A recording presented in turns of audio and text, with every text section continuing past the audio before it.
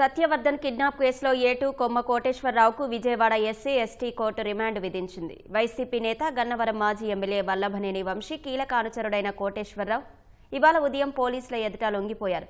తొలుత జీజీహెచ్లో వైద్య పరీక్షలు చేయించిన తర్వాత అతన్ని విజయవాడ ఎస్సీ ఎస్టీ కోర్టు ముందు ప్రవేశపెట్టారు. విచారణ చేపట్టిన కోర్టు 14 రోజులు రిమాండ్ విధించింది. కొంతకాలంగా కొమ్మ కోటేశ్వరరావు అజ్ఞాతంలోకి వెళ్లిపోగా పోలీసులు గాలింపు చర్యలు చేపట్టారు. గన్నవరం టీడీపీ కార్యాలయంపై జరిగిన దాడి కేసులోనూ ఇతను నిందితుడిగా ఉన్నట్టు తెలిపారు.